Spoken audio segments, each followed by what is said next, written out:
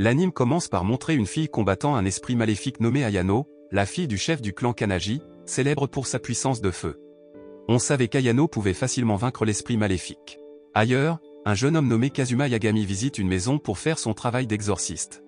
Kazuma est un membre du clan Kanagi qui a été expulsé du clan parce qu'il n'a pas le pouvoir du feu mais a plutôt le pouvoir du vent qui est considéré comme une honte familiale.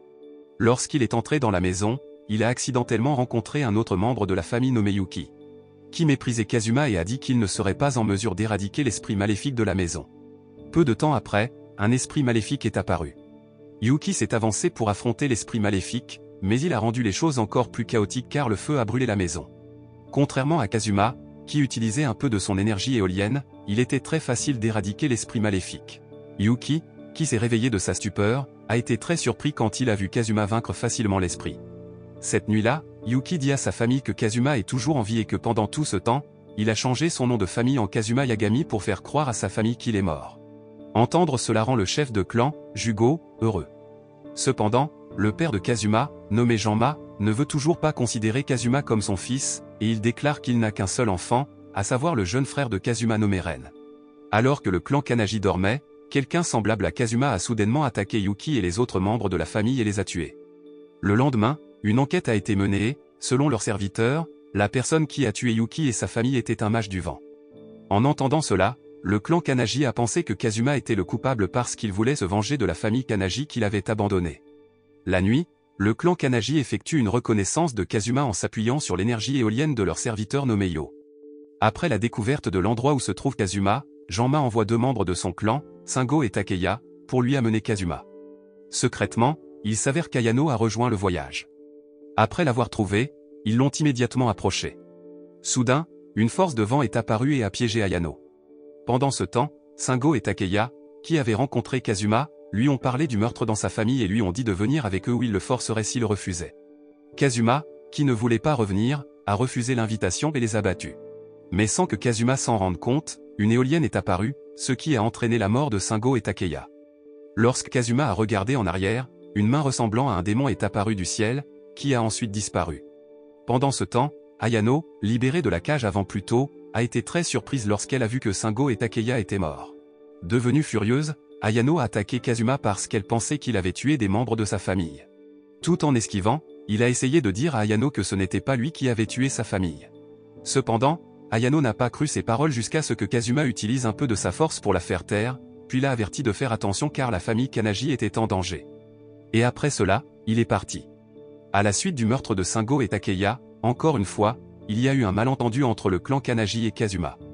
Il était accusé d'avoir tué les 2 membres de leur famille. Agacé, Janma décide de rencontrer Kazuma en personne et l'oblige à venir au clan Kanagi. Dans l'après-midi, Janma a appelé Kazuma pour l'informer d'une réunion. En attendant que son père vienne, Kazuma s'est rappelé son passé lorsqu'il a été expulsé par son propre père parce qu'il ne pouvait pas utiliser le pouvoir du feu. Depuis ce jour, sa haine envers la famille Kanagi a surgi.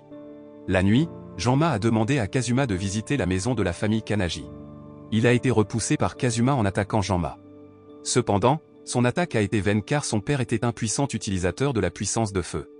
Au milieu du combat, pour la dernière fois, Janma a essayé de demander à Kazuma de venir avec lui chez la famille Kanagi, mais sa réponse était toujours la même qu'avant. Faute de temps, Janma a été contraint de combattre Kazuma en augmentant la puissance de sa flamme bleue appelée Azure Flamme. Kazuma parut surpris de voir la force de son père. Il s'est avéré qu'Azure Flamme est une flamme bleue de Dieu avec une très forte chaleur. Au cours des 1000 dernières années, il n'y avait que 11 utilisateurs expérimentés d'Azure Flamme dans le clan Kanagi. Peu de temps après, Kazuma a publié son énergie éolienne appelée Maison Noster, qui peut éteindre le feu azur de son père et renverser facilement son père. Après cela, Kazuma retourne à l'hôtel et Ren apparaît. On peut voir que leur relation va bien, contrairement à sa relation avec son père, qui déteste tellement Kazuma. À cet endroit, Ren demande si Kazuma a tué la famille Kanagi et suggère que s'il n'est pas le tueur, il vaut mieux en parler immédiatement au clan Kanagi pour éviter les malentendus. Cependant, Kazuma a rejeté la suggestion parce qu'il détestait tellement le clan Kanagi. Le lendemain, alors que Kazuma et Ren dormaient, ils ont été soudainement attaqués par un homme mystérieux. À cause de cela, il a immédiatement emmené Ren hors de l'hôtel. Lorsque le bâtiment a été détruit, il s'est avéré qu'Ayano était sous l'hôtel pour rencontrer Kazuma, elle a donc été enterrée sous les décombres de l'hôtel. Lorsque Kazuma et Ren partent, l'homme mystérieux qui les a attaqués apparaît dans un état très grave. Pendant que Kazuma se battait, il réalisa que Ren avait été kidnappée. À cause de cela, Kazuma est venu au clan Kanaji le lendemain pour les informer de Ren. Devant la porte, Kazuma se souvient que sa mère l'a mis à la porte en ne lui donnant qu'une petite somme d'argent pour survivre. Après avoir traversé la porte, il a été confronté à plusieurs membres du clan Kanaji qui voulaient le capturer, mais Kazuma les a facilement vaincus. Peu de temps après, Jugo apparaît et Kazuma l'informe immédiatement que Ren a été kidnappé. En entendant cela, Jugo fut très surpris et demanda à Kazuma de continuer la conversation chez lui. Peu de temps après, Kazuma informe que le ravisseur de Ren est Ryuya Kazamaki, le fils d'un serviteur du clan Kanaji nommé Yo, qui vient du clan Fuga et a le pouvoir d'un mage du vent. En entendant son explication, Jugo a supposé qu'il s'agissait d'une rébellion du clan Fuga. Peu de temps après, Ayano est également venu en parler. Par la suite, Jugo explique qu'il y a eu une guerre entre le clan Kanaji et le clan Fuga dans le passé. Parce que le clan Fuga a perdu, le clan Kanaji a réussi à sceller Yuma, le dieu qui a donné le pouvoir au clan Fuga. Par conséquent, le clan Fuga kidnappe Ren pour le sacrifier lors du réveil de Yuma. Ailleurs, Yo et Ryuya Kazamaki, qui avaient kidnappé Ren, se préparent pour le rituel d'éveil de Yuma.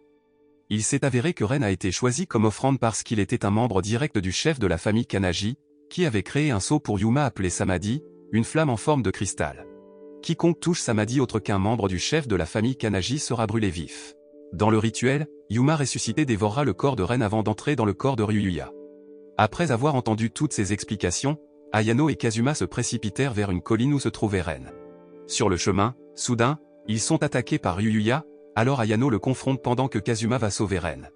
Heureusement, Kazuma est arrivé juste à temps avant que Ren ne soit presque dévoré par Yuma ressuscité. Kazuma a même empêché cela, mettant le clan Fuga tellement en colère qu'ils l'ont attaqué. Soudain, Ryuya apparaît et attire Yuma dans son corps, alors il devient incontrôlable et attaque quiconque est là, puis se rend chez Kanaji pour se venger. Voyant cela, Kazuma a immédiatement poursuivi Ryuya. Sur le chemin, il a rencontré Ayano, qui a été blessé après s'être battu avec Ryuya. Selon Kazuma, Ayano pourrait ne pas pouvoir être guéri car des esprits maléfiques sont entrés dans son corps. Après cela, il a sorti un liquide très rare appelé un élixir pour éliminer les mauvais esprits et le lui a donné. Soudain, tous les mauvais esprits de son corps ont instantanément disparu et Ayano a repris conscience. Peu de temps après, Kazuma, Ayano et Ren ont poursuivi leur poursuite du démon Ryuya qui se dirigeait vers le clan Kanaji. On voit que Kazuma abaisse Ren pour éradiquer les restes de l'esprit maléfique qui sort du corps de Ryuya tandis que Kazuma et Ayano affronteront Ryuya. Ensuite, ils se sont battus contre le puissant démon Ryuya. Cependant, leurs attaques ne pouvaient pas le vaincre. Voyant Ryuya devenir plus fort, Kazuma a pensé à faire ressortir son pouvoir secret et a demandé à Ayano de gagner du temps pour qu'il puisse utiliser ce pouvoir. Peu de temps après, les yeux de Kazuma semblaient changer après l'activation du pouvoir. Pendant ce temps, Ayano, qui a été presque vaincu de manière inattendue, pourrait attaquer le démon Ryuya avec plus de force. Finalement, Kazuma est venu et a fait se demander à Ayano ce qui venait de se passer parce qu'elle a vu ses yeux changer. Puis Kazuma a expliqué que c'était parce qu'il s'était contracté avec l'esprit du vent pour débloquer une plus grande puissance. Peu de temps après, Kazuma a retiré toute son énergie éolienne pour former une tornade pour piéger Ryuya. Lorsque Ryuya ne pouvait pas bouger, Ayano a immédiatement sorti son épée de feu et l'a fait disparaître. Malheureusement, Kazuma, qui a utilisé trop de force, s'est évanoui. Au même moment, deux femmes nommées Kirika Tachibana et Izumi Kurahashi, qui servaient comme policières, sont venues enquêter sur plusieurs affaires. Le lendemain, un événement a eu lieu au clan Kanaji pour célébrer la fin de leur querelle avec le clan Fuga. Kazuma a été invité à aider dans le combat. Là, il rencontre Misao, une fille de la famille Ogami et la sœur cadette de Takeya. Soudain, Misao a dit qu'elle était très reconnaissante à Kazuma d'avoir vengé son frère aîné, qui a été tué par Ryuya. Mais il a dit que la mort de Takeya était due à sa faiblesse. En entendant cela, elle est devenue très en colère et avait l'intention de le tuer. Heureusement, il y avait un pare-brise qui le protégeait afin que Kazuma ne soit pas blessé. À cause de cet incident, Misao sera puni par le clan Kanaji, mais Kazuma dit qu'ils n'ont pas à le faire parce qu'elle ne lui a pas fait de mal, puis il est parti. Un jour, alors qu'Ayano rentrait de l'école, elle fut surprise de voir Kazuma seul avec le détective Kirika. Par jalousie, Ayano a essayé de le suivre, mais elle a perdu sa trace. Même elle a appelé Ren pour l'aider. Cependant, elle n'a toujours pas encore trouvé où se trouve Kazuma. Alors qu'elle se reposait, elle a accidentellement vu Kazuma avec Misao. Par curiosité, Ayano et Ren le suivirent à nouveau. Devant l'hôtel, soudain, une balle tirée vers Kazuma, suivie d'un autre tir de la personne commandée par Misao. Avec sa force, Kazuma pouvait facilement vaincre les tireurs. Se connaissant, Misao part et est poursuivi par Ayano. Quand les deux étaient sur le point de se battre, Kazuma est venu avec le sac de Misao qui avait été laissé derrière. Misao en colère n'a pas accepté le sac et a attaqué Kazuma avec sa puissance de feu jusqu'à ce qu'elle soit frustrée et pleure parce que ses attaques étaient inutiles. Puis elle a demandé pourquoi son frère aîné, qui l'aimait tant, devait être tué. Cependant, Kazuma n'a pas répondu à cela, et comme il a commencé à pleuvoir, il a essayé de lui donner son manteau. Mais Misao a de nouveau refusé. Par la suite, il a choisi de partir là-bas. Peu de temps après, Misao, qui en veut toujours à Kazuma, est sur le toit d'un immeuble lorsqu'une fille arrive et propose de se venger. Peu de temps après, une femme est entrée dans le bâtiment. Soudain, un liquide vert apparut sur le mur et la dévora à mort. Il s'est avéré que, dans certains autres endroits, le même liquide est apparu et a tout dévoré, provoquant la mort de toutes ses victimes, car le liquide a dévoré l'énergie vitale de ses victimes. Jugo, qui avait entendu la nouvelle, demanda à Ayano de se rendre chez Kazuma et lui remit un papier leur demandant d'enquêter sur l'affaire car, à ce moment-là, leur équipe d'enquêteurs du clan Fuga était partie. En entendant cela, Kazuma accepta l'offre, mais il le ferait seul car, selon lui, Ayano ne serait qu'un fardeau.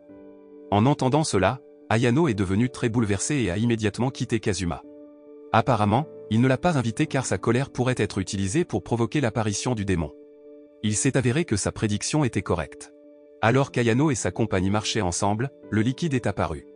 Elle a immédiatement attaqué le liquide avec son épée de flamme, même s'il reviendrait à son état d'origine. Peu de temps après, Kazuma est venu, et avec la puissance de son vent, il a réussi à expulser le liquide.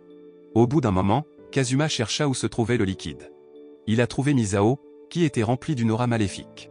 Il s'avère qu'elle était la coupable de toutes les attaques liquides. Ayano, qui est venu et a vu Misao avec une aura maléfique, a immédiatement sorti son épée de feu et s'est préparé à l'attaquer. Cependant, Kazuma l'a retenu, alors ils se sont disputés. Pendant ce temps, Misao a profité du moment pour s'enfuir. À la résidence du clan Kanaji, le père de Misao, sachant que sa fille était l'auteur du meurtre liquide, a demandé à Jugo de lui permettre d'intervenir auprès de sa fille. Puis Ayano essaie de les arrêter, mais le père d'Ayano dit que quiconque essaie de menacer la paix de la famille Kanaji doit être exterminé. En entendant cela, le père de Misao a demandé au clan Kanaji d'empêcher Kazuma de traiter l'affaire parce qu'il craignait que Kazuma ne les dérange. Peu de temps après, Ayano se lève et propose d'arrêter Kazuma. La nuit, le père de Misao et le reste de la famille de Misao sont venus à Misao, qui était dans une église. Pendant ce temps, Ayano, Kururi et Ren étaient dans un endroit pour surveiller l'arrivée de Kazuma. Peu de temps après, Kazuma, qui est apparu à l'église, s'est soudainement souvenu que son enfance avait été victime d'intimidation par d'autres enfants de sa classe parce qu'il ne pouvait pas utiliser le pouvoir du feu. Après son arrivée, Ayano a immédiatement approché Kazuma pour l'empêcher de rencontrer Misao. Soudain, lorsque Kazuma et Ayano se battent, une explosion spirituelle chez Misao provoque la mort de toute la famille Misao. Ayano a l'air choqué de voir cela, et Kazuma demande pourquoi Misao a fait ça à sa propre famille. Misao répond qu'ils ne sont pas sa famille mais des gens qui flattent leurs supérieurs et deviennent les patrons de leurs subordonnés. Une Misao en colère a alors attaqué Kazuma avec ses flammes démoniaques. Cependant, l'attaque ne l'a pas affecté, qui avait une forte puissance éolienne. Derrière Misao, une fille nommée Michelle apparaît et on la voit lui donner quelques mots, la faisant crier jusqu'à ce qu'elle s'évanouisse. Michelle s'avère utiliser Misao pour obtenir plus de pouvoir pour combattre Kazuma. Après cela, avec quelques sorts, ils se sont transformés en un dragon qui a attaqué Kazuma, Ayano et Ren. Peu de temps après, Ayano a attaqué à plusieurs reprises le dragon avec son épée de feu, mais le dragon est revenu à sa forme originale. En raison de ce combat, Kazuma a été blessé après avoir tenté de la sauver de l'attaque du dragon. Kazuma lui a alors demandé de lui donner le temps de déverrouiller son pouvoir secret. En entendant cela, Ayano a accepté et a été aidé par Ren. Ensuite, ils ont tous deux combattu le dragon pour donner à Kazuma le temps d'activer le pouvoir. Peu de temps après, Kazuma est venu avec son pouvoir et a transformé les flammes d'Ayano en des flammes azur plus puissantes. Après cela, Ayano et sa nouvelle puissance de feu ont tiré son épée directement sur la tête du dragon jusqu'à ce qu'elle se brise et réussisse à brûler le corps de Michelle. Pendant ce temps, Misao, sauvée de la flamme azur, a préféré mourir car elle pensait avoir commis de nombreux péchés. Kazuma, qui était ennuyé par ses pensées, la gronda. Quelque temps plus tard, Kazuma, Ayano et Ren escortent Misao vers un lieu de pénitence. Soudain, Misao a demandé à Kazuma pourquoi elle avait été sauvée. Il lui a dit qu'autrefois, il était protégé par une fille lorsqu'il était victime d'intimidation. En entendant cette réponse, Misao réalisa que le garçon qu'elle avait protégé étant enfant était Kazuma. Après cela, ils se sont séparés. Passant à une école la nuit, une fille marchant dans le couloir avait l'air effrayée après avoir vu une lumière blanche lui disant de partir. Elle a immédiatement couru, effrayée de quitter l'école. Parce que l'incident s'est produit à plusieurs reprises, l'école l'a signalé au chef du clan Kanaji pour résoudre le problème. À cause de cela, Jugo a demandé à Ayano et Kazuma de s'acquitter de la tâche. Le soir, Ayano et Kazuma vont à l'école. Soudain, quelque chose retentit derrière les buissons, obligeant Ayano à lancer immédiatement une boule de feu que Kazuma réussit à dévier. Depuis les buissons de l'école, ses amis Nanas et Yukari apparaissent secrètement à la suite d'Ayano. Ensuite, ils sont entrés dans l'école et ont reçu beaucoup d'interférences de la lumière blanche qui est apparue. Agacé, Ayano avait l'intention de terminer la lumière, mais Kazuma l'a interdit car la lumière aurait pu vouloir leur dire quelque chose. Quand les 4 d'entre eux étaient dans une pièce, il sentit soudainement quelque chose à l'extérieur, alors ils vérifièrent à l'extérieur, et Ayano fut à nouveau interrompu par la lumière blanche. Ensuite, Ayano, dérangé, a tiré la lumière avec ses boules de feu jusqu'à ce qu'elle soit attrapée par l'énergie éolienne de Kazuma. La lumière blanche était une fée qui voulait s'amuser avec eux. Kazuma a alors demandé quel était leur véritable objectif. Et la fée a dit qu'il voulait juste réaliser le dernier rêve du vieil arbre de l'école pour produire des feuilles et des fleurs épanouies une dernière fois. Une fois que les fées ont terminé leur tâche, elles sont parties et les perturbations ont finalement cessé. Le lendemain, Ayano et Kazuma retournèrent à leur devoir pour exorciser les mauvais esprits. Ensuite, elle l'a invité à dîner avec elle et a accepté l'offre. D'un autre côté, lorsque Ren rentre de l'école, il rencontre accidentellement une fille nommée Ayumi, qui chante dans un parc. Ensuite, il la salue et elle l'invitait à jouer ensemble. Avec une petite maladresse, Ren, qui aime bien Ayumi, jouent ensemble dans le parc. Pendant ce temps, quand Kazuma et Ayano dînaient dans la salle à manger, soudain, il reçut un appel de la fée qu'il avait déjà rencontrée. La fée a expliqué qu'elle voulait demander de l'aide à Kazuma pour récupérer la graine ou un œuf leur appartenant qui avait été volé par des humains car, sans cela, les fées seraient détruites. Au début, il a refusé la demande, mais après que la fée ait payé des frais élevés, Kazuma l'a finalement accepté. D'un autre côté, lorsque Ren et Ayumi jouent, tout à coup, un groupe de personnes en costume noir du clan Tsuwabuki pourrait contrôler le terrain et capturer Ayumi. La voyant être durement traitée, Ren a immédiatement battu les gens en utilisant sa puissance de feu pour les chasser. Ensuite, le clan Tsuwabuki rapporte à Ren qu'il a volé leur propriété. Cependant, cela n'a pas été cru par Jugo, alors il a ordonné à Ayano d'enquêter. Ailleurs, Kazuma et la fée étaient en route vers la résidence du clan Tsuwabuki, qui avait volé l'œuf de fée. Quand il est arrivé là-bas, Kazuma a essayé de trouver l'œuf avec son énergie éolienne, mais il n'a pas pu le trouver. Il a alors reçu l'information que la graine avait disparu. En plus de cela, Kazuma a également entendu dire que demain, il y aura une grande cérémonie à effectuer par le clan Tsuwabuki pour arrêter l'éruption du mont Fuji tous les 30 ans. Lorsque Kazuma expliqua cela à la fée, Kureha, le prochain chef du clan Tsuwabuki, découvrit soudainement où il se trouvait et, heureusement, il réussit à s'échapper. La nuit suivante, alors que Kazuma était en reconnaissance, la fée a demandé pourquoi le clan Tsuwabuki avait organisé la cérémonie. Il a dit qu'il y a 300 ans avant l'éruption du mont Fuji, la montagne émettait de l'énergie qui créait une bête géante, de sorte que l'éruption empirait. Même en tapant du pied, cela pourrait créer un tremblement de terre très puissant. Pour surmonter cela, le chef du clan Tsuwabuki est finalement intervenu pour sceller le monstre. Même si le monstre était scellé avec succès, une fois tous les 30 ans, le sceau s'affaiblirait. Pour éviter cela, le clan Tsuwabuki a procédé à la cérémonie de scellement en sacrifiant le chef de la cérémonie. Actuellement, le chef de la cérémonie était Ayumi. En entendant l'histoire d'Ayumi, Ren a été très surprise, mais Ayumi a dit qu'elle était prête à le faire parce que la sécurité des citoyens était plus importante que la sienne. Incapable de supporter de voir Ayumi être sacrifiée, Ren essaie de l'encourager, et Ren dit qu'il la protégera quoi qu'il arrive. En entendant cela, ses sentiments deviennent un peu plus calmes. Ensuite, ils sont allés sur une plage pour accomplir le dernier souhait d'Ayumi. Dans ce bonheur, Mayumi et Yuji Tsuwabaki viennent demander à Ayumi de revenir et de la maltraiter pour que Ren se fâche et se batte avec Yuji Tsuwabuki.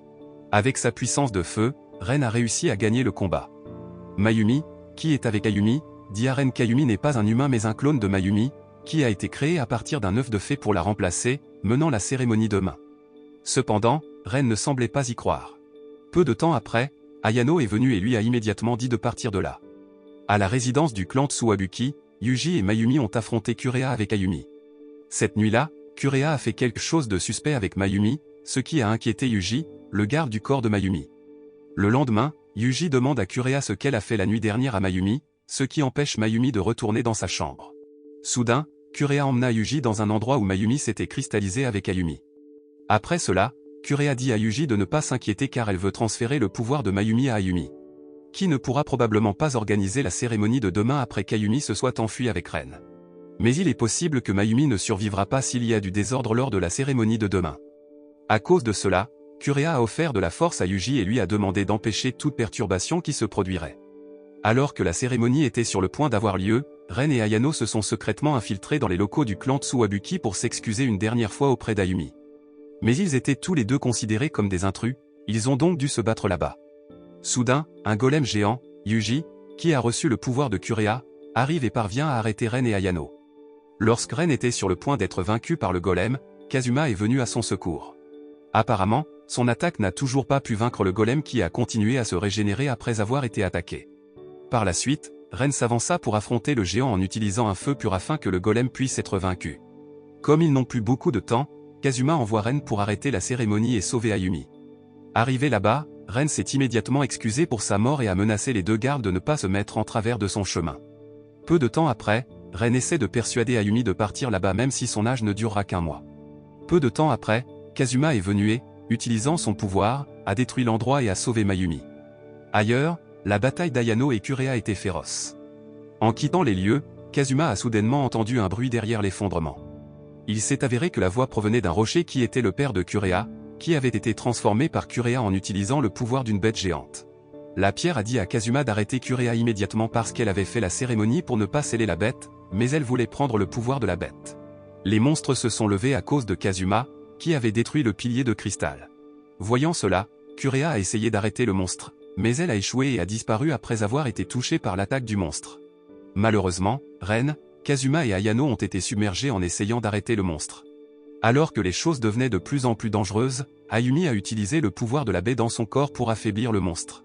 Peu de temps après, Ayano, Kazuma et Ren ont directement attaqué le monstre et ont réussi à le vaincre. Cependant, parce qu'Ayumi a utilisé trop d'énergie de l'œuf de fée, son corps s'est affaibli et a finalement disparu lentement dans les bras de Ren, qui pleurait tristement. Après que Kazuma, Ayano et Ren aient réussi à arrêter la montée des géants sur le mont Fuji, le chef du clan Kanagi leur a confié la tâche de se rendre dans un lieu touristique et d'y éradiquer les mauvais esprits. Après avoir marché longtemps, ils n'ont pas trouvé d'esprit maléfique à cet endroit, et il s'est avéré que c'était le plan de Jugo pour rapprocher Ayano et Kazuma. Le lendemain, Ayano semblait heureuse parce qu'elle allait manger avec Kazuma dans un restaurant pour s'excuser de l'avoir laissé se battre seule lors de la mission précédente. Au même moment, à l'aéroport, une fille étrangère nommée Catherine McDonald vient d'arriver en ville pour obtenir un titre et obtenir un héritage du clan Kanagi. Quand ce fut l'heure du dîner, Ayano et Kazuma étaient déjà au restaurant en train de manger. Soudain, plusieurs voleurs ont saccagé les lieux. Contrairement aux gens effrayés, ils semblaient détendus en voyant le voleur. Même lorsque le voleur était sur le point d'attaquer Ayano, un incendie s'est emparé de son arme, ce qui l'a effrayé. Il s'avère que le feu provenait d'un esprit de bête créé par Catherine volant autour d'eux. Catherine s'est ensuite présentée qu'elle venait de la famille McDonald, une famille de mages du feu très respectée en Amérique. Catherine a également déclaré que le but de son arrivée était d'obtenir le titre du feu le plus puissant appartenant au clan Kanagi et d'obtenir l'épée de feu d'Ayano. En entendant cela, Ayano a refusé la demande et une bagarre entre eux s'est ensuivie. À l'aide de sa poupée magique, Catherine commence à attaquer et submerge Ayano alors que la poupée magique continue de se régénérer, faisant croire à Ayano qu'elle ne peut pas la battre. Par la suite, Ayano a commencé à chercher des moyens de vaincre la poupée jusqu'à ce qu'elle utilise enfin le pouvoir de retour. À cause de cela, elle a pu brûler la poupée dans sa forme originale. Apparemment, sa puissance de feu peut détruire et restaurer la magie dans sa forme originale pour faire exploser le restaurant. Soudain, le bâtiment a pris feu, mais grâce à son pouvoir, il a été sauvé. Après cela, parce que le dîner de Kazuma et Ayano a été interrompu, ils ont fini par manger dans un magasin de ramen sur le bord de la route. Le lendemain, après sa défaite face à Ayano, Catherine commence à entraîner ses marionnettes en éradiquant les mauvais esprits qui apparaissent dans la ville sans se rendre compte que son entraînement irrite le public en troublant l'ordre public. Enfin, Kazuma et Kirika sont chargés de trouver Catherine et de la rencontrer dans l'un des cafés. Peu de temps après, Kazuma demande à Catherine le but de troubler l'ordre public, et elle explique que c'était son entraînement pour qu'elle puisse vaincre Ayano. Après avoir entendu cette explication, Kirika et Kazuma se sont moqués d'elle et ont dit qu'elle ne pouvait pas vaincre Ayano. En entendant cela, Catherine est très émue et s'oppose à ce que Kazuma la combatte pour prouver que leurs paroles sont fausses. Dans l'après-midi, Kazuma et Catherine se sont battus, et il l'a facilement vaincue. Kazuma a déclaré qu'elle ne pouvait pas prendre le pouvoir d'Ayano parce que Catherine n'était obsédée que par sa poupée, elle ne pouvait donc plus rien faire lorsque la poupée était détruite. En entendant cela, Catherine avait l'air confuse quant à la raison pour laquelle Kazuma, en tant que partenaire d'Ayano, l'informerait de l'identité de l'ennemi. Il a répondu qu'Ayano n'était pas son partenaire mais son partenaire commercial. Alors Catherine manigance et lui propose de travailler également avec elle en lui assurant une formation. Après que Kazuma ait accepté, Catherine s'est entraînée avec lui. Lorsque sa force a augmenté, Catherine invite Ayano à rivaliser avec elle avec un pari que si Ayano perd, Catherine emmènera Kazuma chez elle. En plus de cela, elle donnera également de l'argent si Kazuma est à court d'argent. En entendant cela, Kazuma accepta facilement. Pendant ce temps, Ayano se sentait très triste et ne pouvait pas croire que Kazuma la quitterait à cause de l'argent. Cependant, elle ne voulait pas abandonner et allait affronter Catherine. Peu de temps après, la bataille entre Ayano et Catherine commence. Au début du combat, elle semble très difficile à affronter Catherine, qui utilise une nouvelle posture. Cependant, avec son esprit, Ayano rebondit et bat Catherine. Après ce combat, ils ont commencé à se rapprocher, mais peu de temps après, ils se sont de nouveau battus parce que Catherine a secrètement commencé à aimer Kazuma au point de rendre Ayano jalouse. Un certain temps passa et Jugo prévoyait à nouveau de rapprocher Ayano et Kazuma dit de la source chaude. Au début, tout semblait aller bien jusqu'à l'arrivée de Janma à son insu pour se reposer après son traitement. Lorsque Kazuma et son père se sont rencontrés, ils se sont battus jusqu'à ce que les sources chaudes soient détruites, et tous deux ont été battus. À cause de ce combat, la relation entre Ayano et Kazuma se rapproche lentement.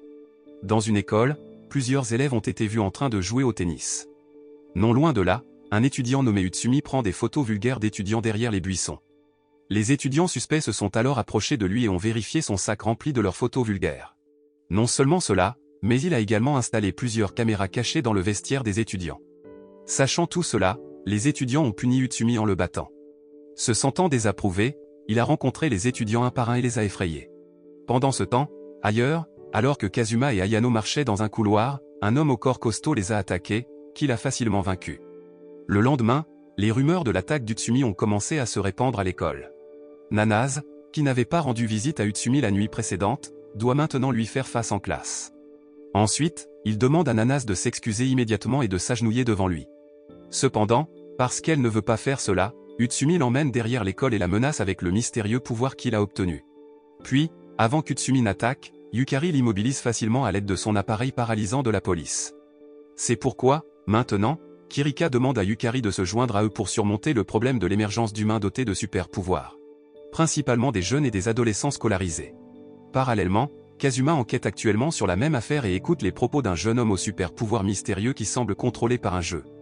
Avant que le jeune n'attaque ses victimes, Kazuma les a lacérés et a porté plusieurs coups. Alors qu'il était sur le point de partir, soudain, une fille apparut et rappela à Kazuma son ancienne petite amie, décédée en offrande à Yuma nommée Tsuling.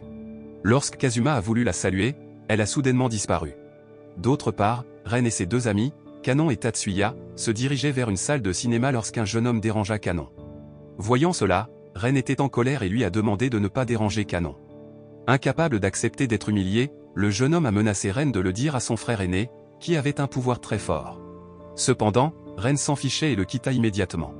Peu de temps après, un voyou qui était le frère aîné du jeune homme que Ren avait battu plus tôt est venu se battre avec Ren et ses amis. Sans plus tarder, les voyous ont immédiatement attaqué. Cependant, Ren pouvait les bloquer avec sa puissance de feu. Ensuite, il a vu quelque chose d'étrange parce que son attaque ne pouvait pas toucher le voyou, et on a vu que Yuma l'aidait. Peu de temps après, il émet une flamme de purification pour que Yuma et les super pouvoirs du voyou disparaissent. Ailleurs, Ayano et Catherine font équipe pour vaincre les surhumains qui les ont attaqués. Une fois les deux surhumains capturés, ils sont interrogés par Ren et Ayano à différents endroits. Les deux personnes qui avaient autrefois des super pouvoirs ont expliqué que leur pouvoir provenait d'un site web qui apparaissait au hasard, et si quelqu'un cliquait sur l'icône oui, le site donnerait du pouvoir. Après cela, tous ceux qui ont obtenu ce pouvoir ont dû se battre pour que leur niveau de puissance augmente et devienne le numéro 1. Le site du fournisseur provient d'une société appelée Pandemonium, et il y a un gars nommé Vesalius qui surveille les joueurs à partir de là. Peu de temps après, Ren a finalement trouvé le bâtiment et s'y est rendu avec ses amis. Lorsqu'il est sur le point de le détruire, il s'avère que le bâtiment possède un bouclier invisible qui le rend indestructible. Lorsqu'il entendit une voix l'appeler, il essaya de trouver un autre moyen qui fit disparaître sa présence instantanément. D'autre part, à la résidence Kanaji, on voit Kirika signaler le problème à Jugo. Il dit que le pouvoir que les gens peuvent gagner vient de Yuma, qui s'est propagé sur Internet, et que Yuma les contrôle. Au cours de la réunion, Kazuma, qui se souvenait de la fille qu'il avait rencontrée hier, s'est précipité pour la chercher à nouveau. Cependant, les amis de Ren appellent soudainement Ayano et lui disent qu'il a disparu. Ensuite, ils sont immédiatement allés trouver Ren. Peu de temps après, Kazuma, qui savait que le bâtiment avait une barrière, a pensé à la percer d'en haut. Même si cette méthode fonctionnait, il ne pouvait pas trouver Ren car il était entré dans un endroit différent. Pendant ce temps, Kirika et Ayano se sont précipités pour y entrer alors que la barrière s'affaiblissait après l'attaque de Kazuma. Cependant, lorsqu'ils sont entrés plus profondément dans l'endroit, ils n'ont pas non plus trouvé Ren. Au lieu de cela, ils rencontrent maintenant un serviteur de Vézal nommé Lapis, qui semble être contrôlé. Peu de temps après, Ayano demande avec colère à Lapis de dire où se trouve Vesalius. Cependant, Lapis refuse de répondre et prend une épée en menaçant si Ayano et Kirika ne partent pas, elle les tuera. À cause de cela, ils se sont battus. D'autre part, Ren, qui s'est réveillé dans la chambre de Vesalius, a été très surpris de constater qu'il avait été arrêté. Vézal lui offrit un pouvoir qu'il refusa. Au lieu de cela, Ren lui a demandé d'arrêter son comportement. Cependant, Vesalius a refusé et il a montré l'état de Kazuma, piégé dans la dimension du labyrinthe, et d'Ayano, se battant avec la femme de chambre de Lapis. Cependant, Ren pensait que Kazuma et Ayano ne seraient pas tués. Peu de temps après, Kazuma a découvert l'existence de Ren à travers sa voix dans la dimension du labyrinthe et a réussi à sortir de la dimension. Lorsque Kazuma a rencontré Vesalius pour la première fois, il a été très surpris car Vesalius était son ancien ennemi, Bernard Rod. Apparemment, auparavant, ils s'étaient battus, ce que Kazuma avait gagné. Ensuite, Ayano et Lapis sont apparus en détruisant les murs de la pièce. Kazuma était choqué et ne pouvait pas croire que la fille était vraiment Tsuling. Puis Bernard a informé que la fille était Lapis, qu'il a créé comme un clone de Tsuling. En entendant cela, Kazuma était très ému parce que les actions de Bernard semblaient jouer avec sa petite amie décédée. Peu de temps après, Bernard s'enfuit avec Lapis et détruisit l'endroit. Au même moment, derrière la prison, Utsumi a vu une inscription sur le mur, et après l'apparition de l'écriture, il a disparu. À la résidence du clan Kanagi, Kirika a dirigé une réunion pour discuter de l'affaire qui s'était produite. Cependant, Kazuma était introuvable et est parti sans en parler à personne. Au même moment, Ayano, curieuse de la relation entre Tsuling et Kazuma, a demandé à Kirika. Kirika explique qu'à l'époque, lorsque Kazuma a été expulsé par sa famille, il est parti à l'étranger et ne connaissait plus le but de sa vie. Chaque jour, il se saoulait et se bat avec des voyous. Kazuma, qui était connu pour être cruel et impitoyable, a lentement commencé à s'améliorer après avoir rencontré Tsuling. Cependant, sa belle vie ne dura pas longtemps car quelques mois après sa rencontre avec Kazuma, Tsuling fut tué en sacrifice par Bernard, ce qui fit que Kazuma le haït beaucoup. Après la mort de Tsuling, Kazuma a conclu un pacte avec le roi du vent pour augmenter sa force. D'un autre côté, Kazuma, qui se souvient actuellement de ses bons moments avec Tsuling, a l'air changé. Son aura meurtrière a augmenté et ses yeux sont soudainement devenus rouges, et il a dit qu'il tuerait Bernard pour se venger d'avoir tué Tsuling. Il n'a même pas hésité à tuer quiconque se mettait en travers de son chemin. Peu de temps après, Ayano et Ren, inquiets pour Kazuma, ont visité sa résidence vide après les événements de Pandemonium. Dans un parc, un groupe de personnes super puissantes organise un tournoi pour augmenter leur niveau de puissance à un niveau supérieur. Peu de temps après, deux personnes se sont avancées pour se battre, et pendant que le combat se poursuivait, Kazuma est venu s'enquérir de l'endroit où se trouvait Pandemonium. Il était méprisé pour avoir interrompu le combat des deux. Cependant, il les a facilement attaqués et a tué tous ceux qui étaient là. Pendant ce temps, Utsumi, qui a disparu de prison, a acquis un pouvoir plus fort que Bernard et envisage de se venger de tous ceux qui l'ont humilié, en particulier Nanase. Kirika, qui sait que Nanase est en danger, a envoyé Catherine et Izumi pour installer une barrière chez elle. Quelques instants plus tard, Kazuma est apparemment venu et a brisé la barrière. Il attaque Catherine et Izumi puis emmène Nanase pour être remis à Utsumi. Voyant cela, Ayano fut très surprise et n'arrivait pas à croire que Kazuma avait fait tout cela. Ensuite, Kirika a expliqué la possibilité que Kazuma fasse cela parce qu'il voulait savoir où se trouvait Pandemonium en utilisant Utsumi. Peu de temps après, Kirika dit à Ayano que Kazuma a toujours été connu pour avoir une nature égoïste, et alors qu'il était encore à l'entraînement, il était connu pour sa férocité à tuer des gens. Celui qui ose toucher Kazuma, alors il mourra. Même lui porte le surnom de faucheuse ou de mage du vent démoniaque. Si cela se produisait, Kazuma deviendrait incontrôlable et pourrait mettre en danger toute la ville. Après cela, Kirika ordonne à Ayano d'arrêter Kazuma car elle seule peut le faire. La nuit, Kazuma est revenu rendre visite à un joueur pour s'enquérir de l'endroit où se trouvait Pandemonium. Comme le joueur a ignoré la question, Kazuma l'a immédiatement renvoyé. Ren, qui a vu cela, a dit qu'il avait peur de son frère aîné, qui avait changé. Le lendemain, Ren raconta l'incident à ses amis et à Kirika. Il soutient ensuite Ayano pour arrêter Kazuma. D'un autre côté, Yukari pourrait trouver où se trouve Pandemonium en utilisant le web et en s'y rendant secrètement. Quand ils sont arrivés, Yukari a vu Utsumi, qui était avec Nanase dire à tous les joueurs que dans un parc à minuit, Pandemonium descendrait. Celui qui y arrivera le premier gagnera un grand pouvoir. Yukari en a immédiatement informé Ayano. Malheureusement, ses actions sont connues d'Utsumi, elle est donc arrêtée. Après avoir appris qu'Ayano avait reçu un message de Yukari, Kirika pensait que tout cela était un piège mis en place par Bernard pour vaincre Kazuma. Kirika a conclu après avoir vérifié les téléphones portables des joueurs qui ont tué Kazuma et reçu un message indiquant qu'il devait le vaincre s'il voulait acquérir un grand pouvoir. Bernard savait probablement que Kazuma avait trouvé son château de Pandémonium, alors il a délibérément organisé le tournoi. En entendant cela, Ayano ne resta pas silencieux. Elle prévoyait de venir à Pandémonium et d'essayer de faire revivre Kazuma. Dans Pandémonium, Utsumi veut être le maître du lieu et cherche à défier Bernard. Bernard, qui a entendu le défi d'Utsumi, a juste ri. À minuit, le tournoi a commencé et on a vu qu'Ayano, Ren et Kirika se sont immédiatement rendus sur le lieu du tournoi. Ren a combattu plusieurs joueurs qui ont tenté de l'attaquer. Peu de temps après, le château de Pandémonium est apparu, et tous les joueurs qui ont pris du pouvoir se sont transformés en Yuma et se sont dirigés directement vers le château. À cet endroit, Kazuma est apparu et a immédiatement massacré tous les joueurs. Puis Ayano et Ren ont essayé de le persuader d'arrêter ses actions, mais Kazuma, qui avait été enveloppé d'une aura vengeresse, a ignoré leurs paroles. N'ayant pas d'autre choix, Ayano décide de se battre avec Kazuma. Bien qu'elle ait d'abord eu du mal à suivre sa force, à la fin, elle a vaincu Kazuma. Au milieu du combat, Ayano a pu réveiller ses flammes cramoisies, ce qui a pris Kazuma et Ren par surprise. Heureusement, Kazuma a repris ses esprits juste avant que les flammes cramoisies d'Ayano ne l'attaquent. Maintenant, Kazuma avait repris ses esprits et était revenu à son esprit normal. Après cela, Kazuma, Ayano et Ren se dirigent vers Pandémonium pour arrêter Bernard. En entrant dans l'endroit, ils ont été bloqués par Lapis, portant les Yurika et Nanas contrôlés. On voit également Kutsumi, qui a été vaincu par Bernard, et lié dans un cristal. Apparemment, le but de la construction de Pandémonium était de créer des êtres supérieurs ou des créatures combinées entre humains et démons.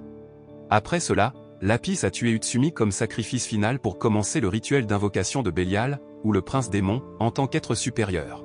Avant que Bélial ne se lève, Kazuma et Ayano ont essayé d'arrêter Lapis, mais ils étaient trop tard car il apparaîtrait bientôt. Peu de temps après, Kazuma a amené Ren et Ayano à voler afin qu'ils puissent l'attaquer d'en haut. On a vu que Bélial, une créature géante de la taille de leur ville, était apparue. Kazuma, Ayano et Ren s'étaient préparés à utiliser toute leur force pour l'arrêter. Ensuite, ils ont attaqué le monstre ensemble jusqu'à ce qu'ils parviennent à l'arrêter. Après la disparition du monstre, Bernard, qui est apparu avec Lapis, n'a pas osé se battre avec Kazuma car Jean Makanaji, qui avait une force comparable à celle de Kazuma, l'avait surveillé. Avant que Bernard et Lapis ne partent, Kazuma a posé des questions sur les derniers mots de Tsuling alors qu'elle était sur le point d'être tuée. Cependant, Lapis a seulement répondu qu'elle allait tuer Kazuma. En entendant cette réponse, il fut surpris et serra Ayano dans ses bras. Même si Kazuma sait que Tsuling le détestera, il acceptera son passé pour faire face à l'avenir. À la fin de l'anime, Kazuma taquine Ayano en la jetant dans la piscine, alors elle s'énerve et sort son épée de feu. La fin de l'anime. La morale que l'on peut tirer de cet anime est qu'accepter le passé est la meilleure façon d'affronter l'avenir.